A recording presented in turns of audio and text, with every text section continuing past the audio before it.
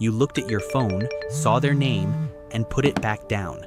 No anger, no guilt spiral, no long internal debate. You just didn't answer. And afterward, you sat in the quiet and realized something that probably surprised you. You felt fine, more than fine actually. You felt lighter. Most people, when they hear about someone slowly cutting people out of their life, assume something is wrong. They picture loneliness, bitterness, someone hiding from the world. But that's not what's happening for you, is it? Your world got smaller, and somehow, it got better. Psychology has a lot to say about why, and almost none of it is what people expect. You weren't always like this. There was a version of you that answered every call. That showed up when people needed you, sometimes before they even asked. The one who absorbed other people's chaos like it was part of your job description.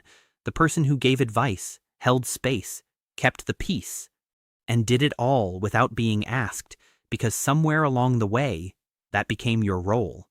You carried people for years, and then gradually, something shifted. Maybe it was slow, a quiet exhaustion that built over time. Maybe it was one specific moment where you gave everything you had and got nothing back, and you looked at that empty space and thought, I'm done. You stopped picking up. You stopped initiating.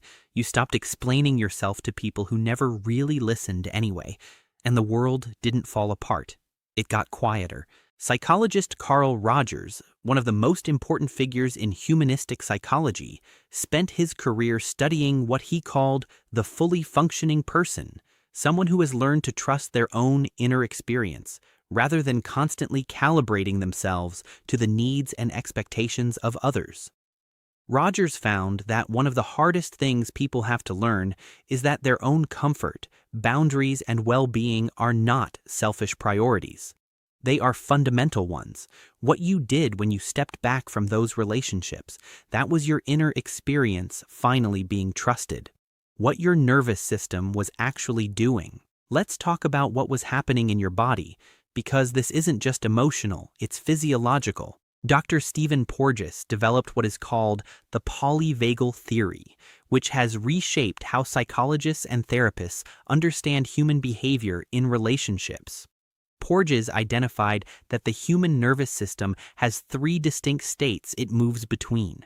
When we feel safe, we engage. We're warm, open, connected. When we feel threatened, we activate. We fight or flee. And when the threat feels overwhelming or chronic, the nervous system does something different entirely. It withdraws. It shuts down non-essential social functioning to conserve energy and protect the system. This is not a character flaw. It is a biological response. When you have been poured out of repeatedly, when you've given and given to people who never refilled what they took, your nervous system doesn't ask for your opinion about it. It simply moves into protection mode. It stops sending you signals that say reach out and start sending ones that say be still, be quiet, recover. The withdrawal you felt wasn't weakness or avoidance. It was your body doing exactly what it was designed to do after prolonged depletion. Where it started, further back than you might realize. Here's the part most people skip. And it might be the most important part. Your nervous system didn't learn this pattern in your adult relationships. It learned it much earlier. Psychologist John Bowlby, the founder of attachment theory, spent decades showing that the emotional templates we carry into every adult relationship were built in childhood, built from what we observed, what we experienced, and what we learned to do in order to feel safe. Children who grew up in unpredictable emotional environments, where love came with conditions or where the mood of the house could shift without warning, learned something specific. That closeness is not always safe. That the people who are supposed to be safest can also be the most draining, the most volatile, the most costly to stay close to. Murray Bowen, a psychiatrist and family therapist who developed Bowen family systems theory, gave a name to what often happens to those children as adults: emotional cutoff.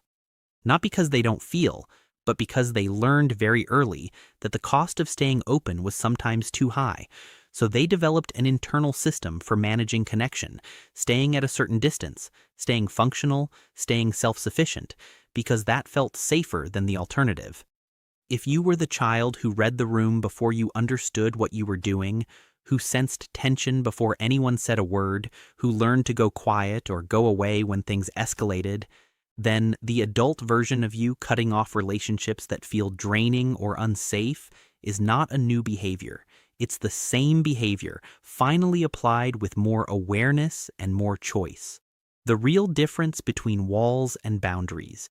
Here's where it's worth being honest with yourself, because not all cutting off is the same. Psychologist Brené Brown, whose research on vulnerability and human connection has reached millions of people, draws a clear distinction between armor and boundaries. Armor keeps everything out. The people who might hurt you, yes, but also the people who might genuinely see you. It's built from fear, often fear you don't even recognize as fear anymore because it's been there so long it just feels like preference. Boundaries, by contrast, are selective and conscious. They're built from self-knowledge. They say, this is what I can hold and this is what I cannot. And that line is drawn carefully, not reflexively. The question worth asking is not, did I cut this person off? It's, what did I feel afterward? If you felt relief, that's data. Your system was registering that something wasn't right in that connection, and it finally got to stop holding it. If you felt peace, that's not isolation. That's what happens when a source of depletion is removed. But if the cutting off is happening across the board, if everyone eventually gets moved to the outer edge, if the circle keeps shrinking without a clear reason, it's worth sitting with whether that's protection or whether it's armor that's now keeping out people who could actually be good for you. Both are worth knowing. Why you are so good at reading people. Here's something that might actually make you feel seen. People who have been through repeated emotional depletion in relationships don't just become more guarded, they become more perceptive. Research published in journals of social neuroscience has found that people who experienced chronic emotional stress early in life show heightened activity in the brain's threat detection regions, particularly the amygdala, which processes social and emotional signals. In simple terms, your brain got extraordinarily good at reading people because it had to. Psychologist Daniel Goleman, who brought the concept of emotional intelligence into mainstream understanding, found that people with high interpersonal sensitivity develop a near-automatic ability to detect incongruence, the gap between what someone says and what they mean, between how someone presents and what they're actually doing. You spot patterns. You notice the friend who only appears when they need something, the person whose kindness always comes with an agenda underneath it, the one who cycles between warmth and withdrawal and has done it enough times that you know exactly where in the cycle they currently are. This is not paranoia. It is pattern recognition built from real experience, and your system for cutting people off is largely driven by this. By data your brain has been collecting and organizing long before you made a conscious decision. Solitude is not loneliness. This distinction matters. Psychologist Frieda Fromm-Reichmann was one of the first to formally distinguish between loneliness and solitude as genuinely different psychological states. Loneliness, she wrote, is the painful experience of wanting connection and not having it. It is absence experienced as loss. Solitude is something else entirely. It is chosen. It is inhabited. It is the experience of being with yourself and finding that sufficient, sometimes more than sufficient. What you are living in, if your quiet life feels like peace rather than deprivation, is solitude, not isolation, not damage, not a symptom of something broken. Psychologist Esther Buchholz, who wrote extensively on the human need for aloneness, argued that Western psychology had for too long treated solitude as a problem to be solved rather than a genuine psychological need to be honored. She found that people who can tolerate and even seek aloneness tend to show greater self-awareness, stronger internal regulation, and more genuine, if fewer, relationships. Your world got smaller, but the parts of it that remain may be more honest than anything that came before. What the longest happiness study ever conducted found Harvard University has been running the longest study on adult happiness ever conducted. following the same participants for over 80 years across generations.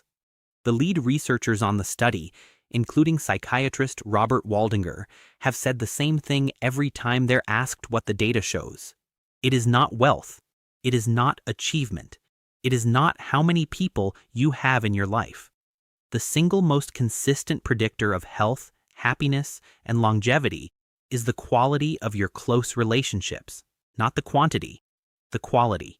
People with a small number of genuinely warm, honest, mutual connections live longer and report significantly higher well-being than people with large social networks full of surface-level interaction. Which means a quiet life with 2 or 3 people who actually see you is not a consolation prize. According to the best long-term research we have, it might be the goal. You are not cold. You are not broken. Here's what you actually are. You are someone who learned through experience that your energy is not infinite, that your peace is worth protecting, that being alone is not the same as being lonely, and that the most important relationship you will ever have is the one you have with your own inner world, because that one never leaves, never takes you for granted, and never has to be carefully managed. Psychologist Abraham Maslow said that the healthiest people he studied, the people he called self-actualized, shared one consistent trait above all others. They were deeply comfortable in their own company. They didn't need constant external validation to know who they were. Their sense of self came from the inside. You cut people off and felt peace. That peace is telling you something real. Listen to it.